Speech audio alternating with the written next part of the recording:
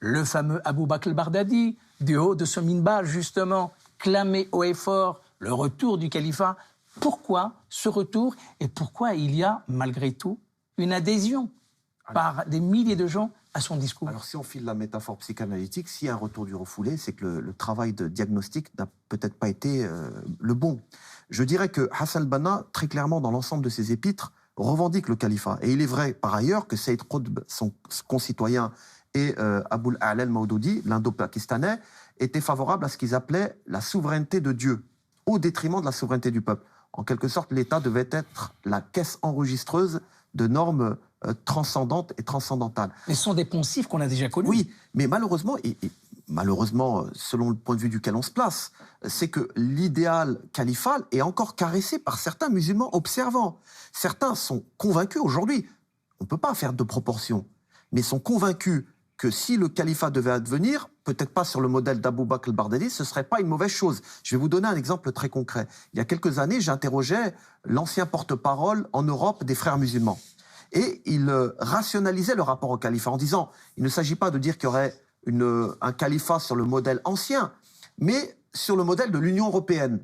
Une réunification de l'ensemble des États ou des sociétés majoritairement musulmanes sous le flambeau du califat. Donc on voit bien que même si certains musulmans sont opposés, et la majorité est opposée à l'État islamique Daesh, cette idée de califat fait son chemin et reste prégnante dans certains imaginaires parce que ces gens, estiment-ils, le salut des musulmans passera forcément par la réunification de la Oumma. Et il faut faire une distinction entre la communauté de foi, ce que nous disait Mohamed Talbi, le penseur tunisien, la communauté de foi et la communauté de conditionnement.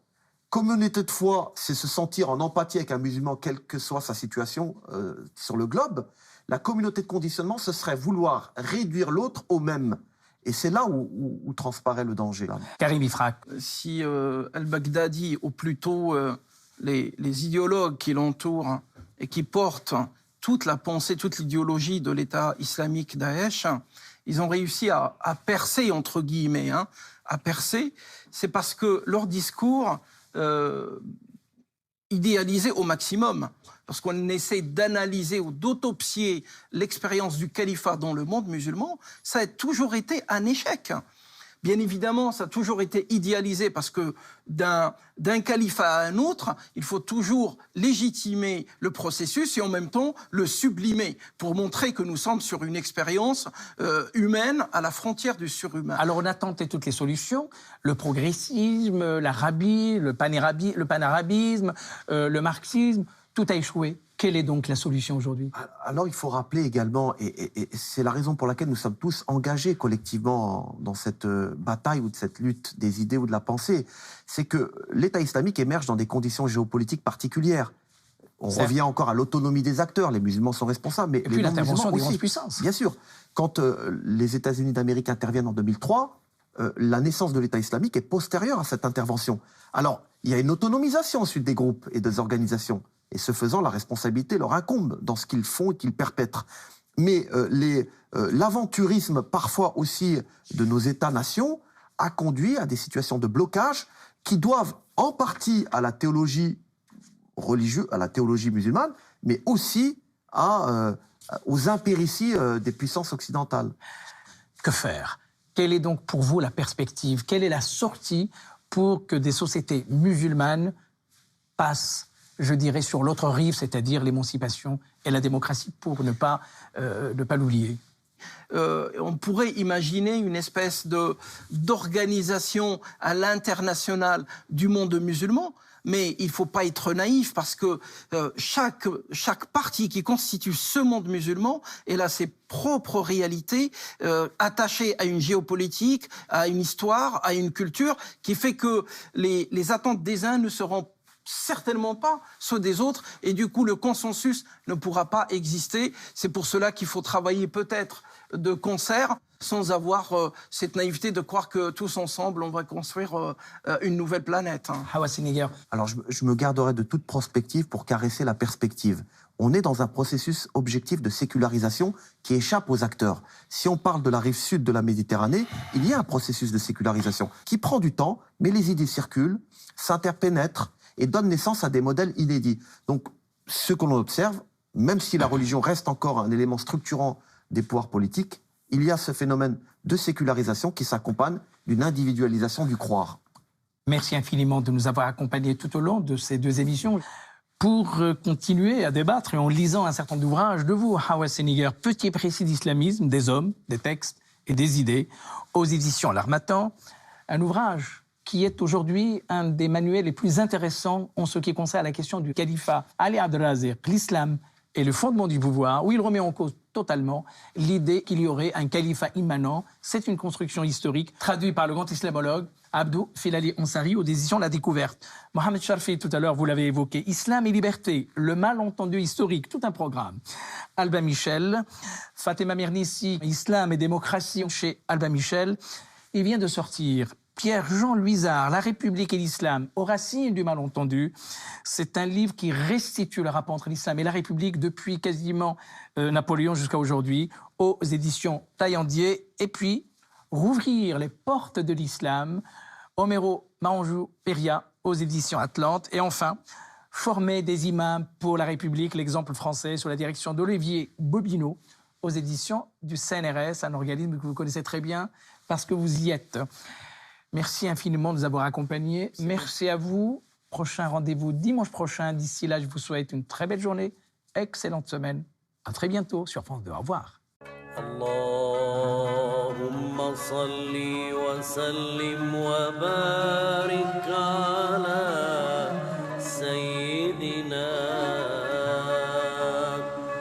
wa as'adina wa sanadina wa nabina Muhammad wa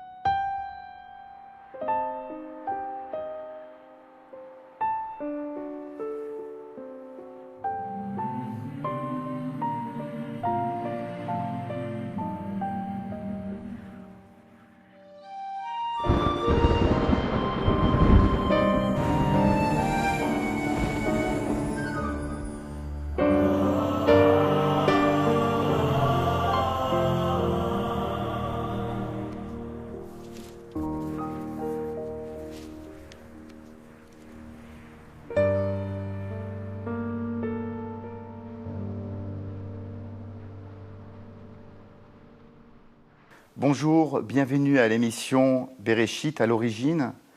Nous allons nous entretenir du devoir de mémoire, de l'histoire de la Shoah. Pour en parler, j'ai l'honneur de recevoir M. Michel Gofinkel. Vous êtes journaliste et écrivain et fils de déportés. Je tiens l'ouvrage que vous avez écrit, qui, la préface, c'est une photo. La photo de votre grand frère, Charles, que vous n'avez jamais connu. Je ne l'ai jamais connu parce que ce grand frère, qui avait 15 ans de plus que moi, qui est né 15 ans avant que je ne fusse né moi-même, est mort à 9 ans. Il a été l'une des victimes de la fameuse rafle du 16 juillet. Son nom figure dans la liste des déportés dressé à partir de documents originaux par Serge Klarsfeld. Son sort est malheureusement connu également. Il a été gazé à son arrivée à Auschwitz, un mois après la rafle du 16 juillet.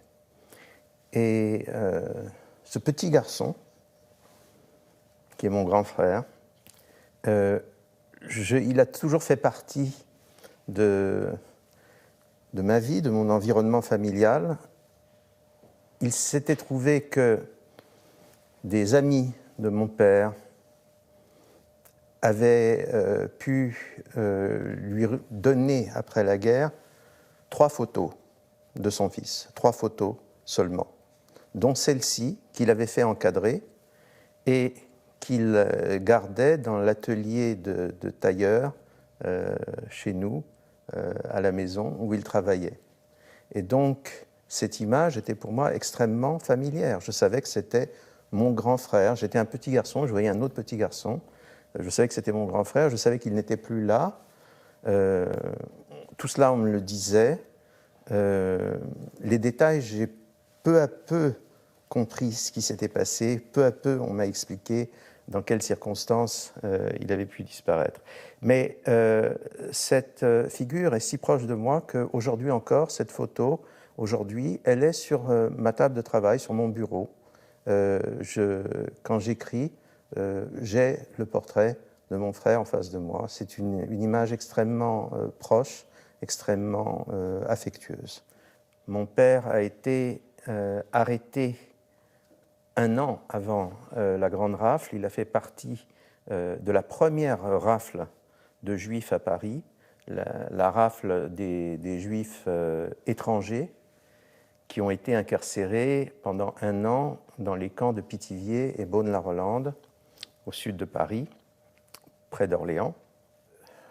En revanche, il avait déjà une première famille, une première épouse, premier petit garçon, mon frère Charles, qui, eux, ont été victimes de la rafle et qui ne sont pas revenus. Mon père a passé, après 1 an à Pithiviers, il a passé 2 ans et demi à Auschwitz et 6 mois dans un autre camp, le camp d'Ebensee, en Autriche, à côté de Mauthausen. Il n'a été libéré que le 6 mai 1945. Il n'a été libéré que 2 jours avant la capitulation de l'Allemagne et 1 semaine après la mort de Hitler. Mon père, après la guerre, s'est remarié avec ma mère qui elle-même avait perdu son premier mari. Ma mère avait réussi à cacher ses enfants d'abord et ensuite à se cacher elle-même grâce au réseau des éclaireurs israélites de France qui assurait le sauvetage d'un nombre important d'enfants juifs en France.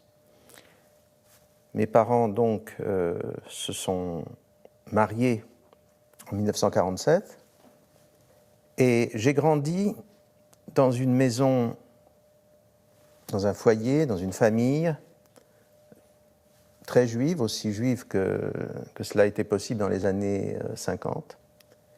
Et je me rappelle que mon père, pour moi, était l'incarnation même de la joie de vivre. Ma mère m'a expliqué, longtemps après, que toutes les nuits, il se réveillait en hurlant.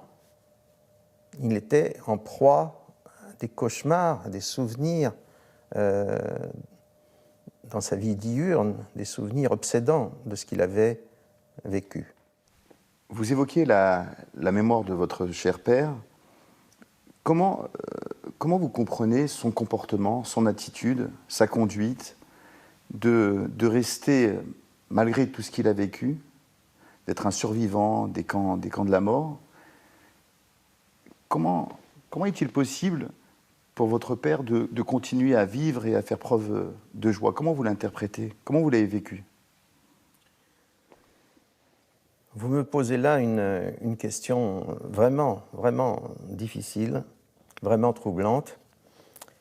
Premièrement, vous savez qu'il y a un mot à la mode, c'est le mot de résilience, dont en fait un fils de déporté, Boris Cyrulnik, a fait un usage important. Je crois que tous les survivants, tous les rescapés et survivants de la Shoah, je crois que tous, sinon tous, une grande majorité d'entre eux, a fait preuve d'une résilience extraordinaire après cette épreuve sans commune mesure avec les autres épreuves humaines. Est-ce que c'est la capacité de résilience qui est dans l'être humain qui a joué, ou est-ce que c'est une capacité supplémentaire, particulière de résilience qui est propre au peuple juif? Il y a une chose que mon père m'a dite un jour et qui m'a beaucoup frappé. Quand j'étais un peu plus grand, j'ai commencé à comprendre mieux les choses et j'ai commencé à poser des questions à mon père et mon père me répondait très précisément. Tu sais, à Auschwitz, il y avait toujours parmi nous des Juifs qui savaient exactement quel jour nous étions selon le calendrier juif. Il y avait beaucoup de gens qui faisaient les prières, récitaient les prières ou essayaient de réciter les prières par cœur en fonction du jour du calendrier juif où l'on était. Et quand on arrivait à Yom Kippour, on savait quel jour était Yom Kippour. Le jour du grand pardon. Le jour du grand pardon. Quand on arrivait à Yom Kippour, la majorité des Juifs ne mangeaient pas. Alors j'étais tout à fait étonné d'entendre ça, et j'ai dit, mais comment pouviez-vous faire? Puisque je savais par ailleurs que la ration de nourriture et de boissons qui était prodiguée à Auschwitz était même pas une ration de survie. Mon père me disait, on recevait un morceau de pain le matin, on le mettait de côté, on ne le mangeait qu'à la fin, que le soir, à la fin du jeûne de Kippour. C'était le seul point de notre dignité qu'il ne pouvait pas nous retirer. Ceux qui ont survécu, je pense que la foi, sous une forme ou une autre, a joué un rôle important. Et il y a, si vous permettez, une histoire que j'ai racontée dans mon livre, mais que j'aimerais raconter aujourd'hui. Mon père, comme je l'ai dit, me parlait d'Auschwitz, me parlait des camps, me parlait de la Shoah. Mais il y a une chose extraordinaire dont il ne m'a jamais parlé, et que j'ai découverte 2 heures avant son enterrement. Mon épouse se chargeait de téléphoner à tous nos parents et amis et connaissances pour les informer du décès et des obsèques. Je lui demande si elle a bien pu joindre une certaine dame, Madame Schonukman, qui était très proche de mon père parce que cette femme était rentrée veuve et avait eu beaucoup de difficultés à refaire sa vie et à élever un enfant qui avait survécu également. Je demande à mon épouse, as-tu bien contacté Madame Schonukman? Et elle me dit, je n'ai pas réussi à la joindre. Je lui dis, sois gentille, essaie une dernière fois de l'appeler. Et j'entends vaguement une conversation au téléphone entre mon épouse et quelqu'un, donc elle joint cette personne, et mon épouse me dit, il faut que tu viennes tout de suite, cette dame veut absolument te parler. Donc je prends le téléphone, et j'entends cette dame en pleurs. Elle me dit, je ne peux pas croire qu'il soit... Pas lui. Je dis, malheureusement, madame, c'est ainsi. Elle me dit, mais pas lui. Quand je pense à tout ce qu'il a fait pour nous. Alors moi, je prends un air entendu, je dis, oui, madame, je comprends. Elle dit, non, mais attends, je veux dire pour nous, les femmes à Auschwitz. Alors je dis, madame, je ne vois pas de quoi vous parlez. Et donc, elle me dit, mais enfin, ton père ne t'a jamais raconté ce qu'il a fait pour les femmes du bloc des expériences. Alors, l'histoire est la suivante. Mon père était tailleur, et à la demande de SS qui avaient besoin qu'on recouse leur vareuse, il avait été amené à faire du travail de couture de temps à autre, et il était payé en nourriture, il était payé avec un pain, il était payé avec un saucisson, ce qui valait de l'or à Auschwitz. Et pour se rendre, pour effectuer ce type particulier de travail, il passait devant le fameux bloc où étaient séquestrées un certain nombre de femmes qui servaient de cobayes aux expériences des docteurs nazis. Et Madame Schönigmann était l'une de ces femmes.